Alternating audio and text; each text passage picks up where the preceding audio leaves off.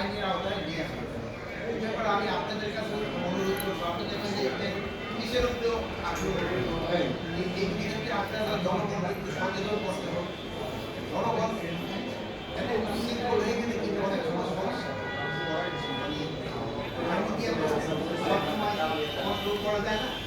এই ক্ষেত্রে যেমন ধরেন আমাদের ছেলে মেয়েদের কন্ট্রোল করার জন্য মা বাবা তার একটা বড় ভূমিকা পালন করে, আত্মীয় স্বজন একটা বড় ভূমিকা পালন করে। এই জন্য এই ক্ষেত্রে আপনাদেরও একটা বড় ভূমিকা পালন করে। এই ধরনের ঘটনা না আর আমাদের এই আইন শৃঙ্খলা বাহিনী সবসময় ভিজিলেন্স আছে, তৎপর আছে এবং এই জায়গায় হচ্ছে তাদের কিন্তু আমরা আইনের আওতায় নিয়ে আসছি। ভবিষ্যতে যেন এই ধরনের ঘটনা না ঘটে এই জন্য আমরা চেষ্টা করি।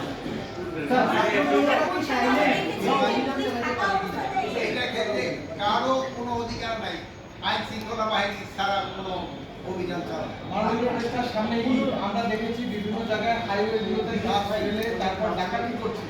এই বিষয়গুলো আপনি যেটা বলছেন হয়েছে, এটা যেন ভবিষ্যতে না হয় এই জন্য আমরা ব্যবস্থা নিচ্ছি। একজন চিহ্নিত করেছেন বাংলাদেশের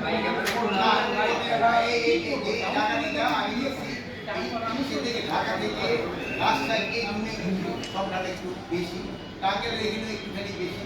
এগুলি যেন না হয় এই জন্য ওই এলাকায় যারা আইন শৃঙ্খলা বাহিনী আছে তাদের আমরা ইনস্ট্রাকশন দিয়েছি এবং তারা আগের থেকে অনেকটা আমাদের